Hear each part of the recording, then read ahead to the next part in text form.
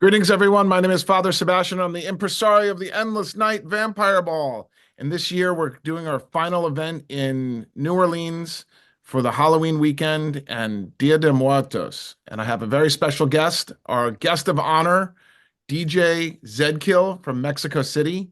I met her at the Real Under, and we've been friends ever since. And we just managed to get a visa for her to come to DJ for us and help us celebrate Day of the Dead. Greetings, Zedkiel. Welcome. Hi everyone, this is DJ Zedkiel. I'm so excited to see you all. So tell us a little bit about you and Day of the Dead. Yeah, well, as an artist, I'm also a journalist and been researching and practically celebrating my entire life as a Mexican Day of the Dead tradition.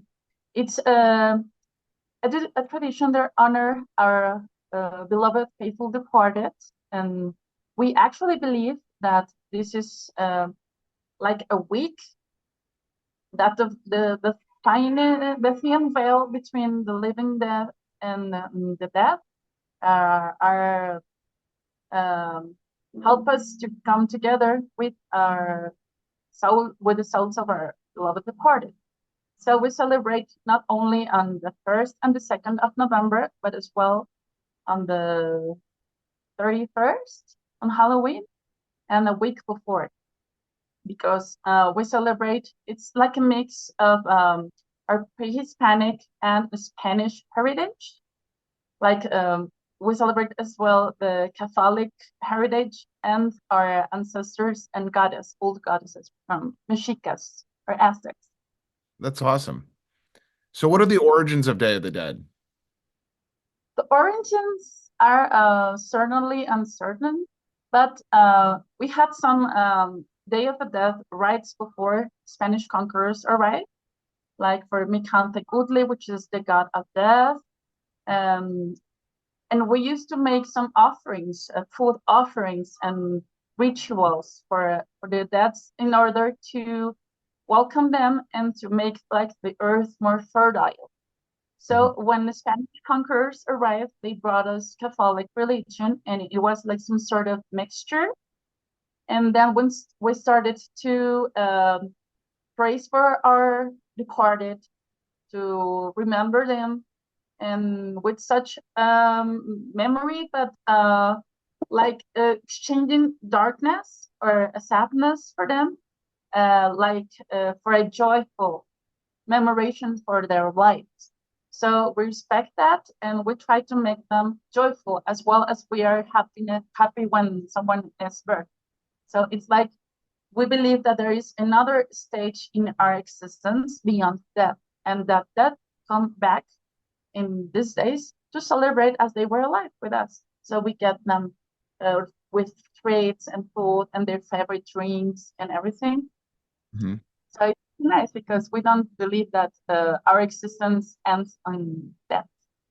That's good because when the veil thins in many cultures around this time of year, the veil between the worlds of the living and the dead is thin. Yeah. That's why we have so many spectral activities. But vampires in particular love this time of year because we get to say hello to our ancestors that we've lived beyond. Yeah, yeah. We're all together during that week. Yeah.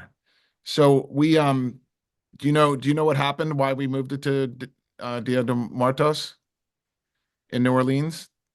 Or Well, High Halloween, like High, is the day that adults celebrate Halloween. Okay, which is yeah, usually the Friday and Saturday before after the kids go trick or treating. But um, Taylor Swift came in the town on High Halloween and she took over the city and all the hotel rooms are sold out. So I went or yeah, So we had to move everything to the following weekend, and it landed on Dia de Muertos. So we have the opportunity to have your first appearance there at the Endless Night in New Orleans and DJing. And you're a really good DJ, and you're one of my favorite DJs around the world. And I'm honored to celebrate and introduce you to my audience.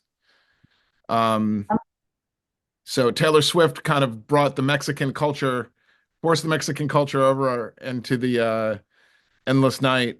So we decided to do this theme and postpone this year's theme until next year. Yeah, it will be great. I'm very honored to be the guest on your party, an endless night, as a Mexican, because this is a Mexican celebration. So I guess that this make it more representative for my country, for my culture, and from all our Latin people living out there at United States. And as well, we think we are some sort of ambassadors from our culture to Americans. So we're really happy to share with you this beautiful tradition that we celebrate in our country, and I will be very happy to be celebrating with you outside my country with all of you. And I hope everyone there is like researching and doing their sugar skull makeups or skeleton makeups or celebrating death with joy and not with sadness during this day. That's great. So I heard that James Bond had something to do with the origins of the Day of the Dead parades in Mexico. Yeah, that parade didn't exist until the filming of that movie. It was like something figured out from nowhere, and now this is one of the biggest parades in the whole country. So they make like these super giant skeletons, paper skeletons Yeah. that are like some sort of puppets, and I don't know, like 50,000 people gather around the main city center, downtown, the parade.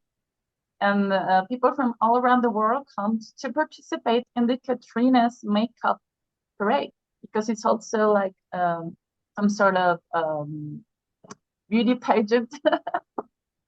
What is it, Katrina. Katrina? Katrina, okay, let me explain you. The origin of the sugar school makeup or the school makeup that is like super elegant and well dressed. It's Mhm. from artist back in 1912, Jose Guadalupe Posadas, that used to make some sort of satire about bigger difference, social difference in social media classes on politics and new rich men that when they started to make some money about their business, Okay. they forgot about their indigenous heritage and they pretend to be Europeans to pretend they were better or something. And they dressed up like super elegant, but they were indigenous. So he started to make some sort of cartoons, painting everyone faces with skeleton faces, like trying to say, we are all the same, no matter if you're rich or poor, fat or skinny, everyone will meet death at the end. So we're all the same. We're all equal. But Equal in he death. made people that. So he made that in some sort of joke Hmm. or a mockery of a richer Rich people. class on society. So then after that, Diego Rivera, who was Frida Kahlo's husband, Mhm. made this huge wall painting with the same elegant skeleton lady, and he called it the Katrina.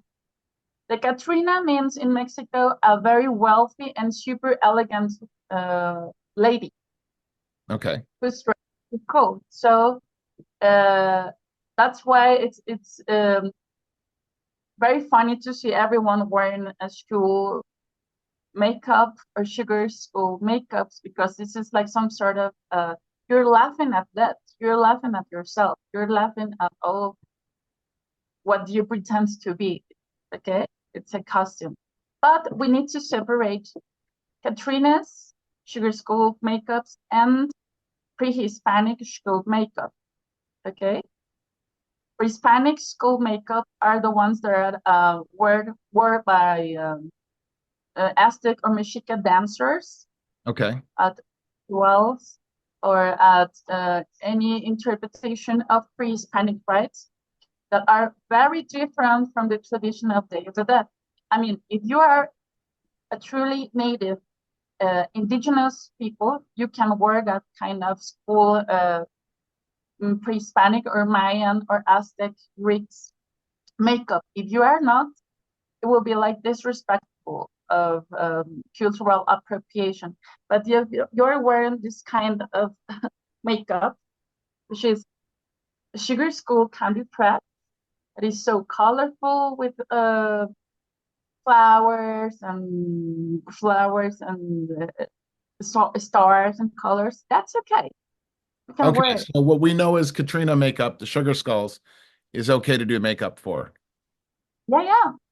Because it's not like something that has to do with any kind of religion or rite or something. It's just like fun, you know. Oh, that's awesome. So tomorrow I'm Mhm. going to Tijuana and I'm going to buy a whole bunch of sugar candy, okay, and ship it to New Orleans and bring it across the border. Besides, they are delicious, and the tradition says that whenever you have a candle skull, you can put the name of your faithful departed in the front. Oh, cool. Or if you don't, or if you want, you can leave them blank for the lonely soul, and that's for the souls that come back because they come back, and they can find an altar for them or some food. They will go back feeling pretty sad. So you offer this for the lonely souls, and they will come back to the underworld happy.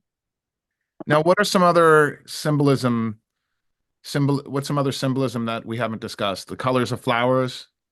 Yeah, like the altar, it's super important because it represents the different stages of life and death and the veil within that can be done in three stages, which are the spiritual level, where you set the photographs of the dead, Hmm. uh, the earth, and the terrenal world, where you can place the food or the treats or the favorite drink, everything. And then a third stage, which is the memory, where you should place some sort of flowers or a clock, something that reminds you the time, and the time is passing by. That always ending and beginning like the seasons from a year. But in some places, you set a 7-stage altar because that's the stages you need to become a better and a better soul in order to get like the purifications of the souls according to the Mexica tradition. That is not very common, but here in some places in Mexico, it's like the huge altars. It also has to have the four elements: fire, earth, water, and earth. Earth may be represented by fruits, flowers. Water is only plain water to purify the souls of the dead because they are like walking, and passing through a lot of stages to come back to Earth. So they will get very thirsty. Or you can exchange them as well for their favorite tequila, vodka, beer, or whatever the soul used to love when they were alive. The wind is represented by this paper Okay. because it moves with the wind, and the wind, it's like the present. When the wind is present, you can notice the souls are already here. Okay. Oh, And wow. I didn't think of that. also you need to place the fire, these wax candles. You Hmm. need to be they need to be like real candles, at least one or two, you know, to light the path of the souls, because other way they will get lost, you know. So it's very important to have them to attract them with light. Also with salt, sea salt, to it's like some sort of clean up the soul, and to avoid not welcome souls to get into the world, you know, because Oh, there are also some souls so or demons the or salt keeps, bad. So sorry. you need to some sort of sea salt cross on the path. Oh, that's cool. So the salt keeps out the negative spirits, Yeah, unwanted it's spirits. spirits. It's also super important to welcome every guest, like with all the respect, and to ask for permission to be there or to dance or to drink or to do everything. And the most important thing is to never, never, never, never eat or drink any of the food offered in the altar because they are for the dead. You can eat or drink just before the 2nd of November when they are late. And you will see that most of this food is running out of flavor or the Okay, glasses are empty because they took their meal. that's great. Well, Zedkiel, thank you so much for coming on to Endless Night podcast and talking about this great adventure we're going to have and a really cultural appreciation. And I just wanted to let know, I think you already know this, but my grandmother is Mexican, Yeah, and yeah. she spoke Spanish before she spoke English. So I'm really excited to be able to celebrate this holiday and connect with her and I'm going to get a picture of my dad of her and put her on the altar. Yeah, absolutely. Everyone is welcome to offer, even if they don't want to take their picture, their photos to the altar, to Mhm. offer them to their older partner or even pets, because pets are welcome in heaven. And uh, I just want to let you know that we as Mexicans feel very inspired by other cultures as well. And we celebrate St. Patrick's Day and Christmas Day and Krampus Night, like everyone else. So we're very honored if Americans, Europeans, or elsewhere in the world celebrate Dia de Muertos as we do. Just be respectful and research what are you wearing and have fun. Absolutely.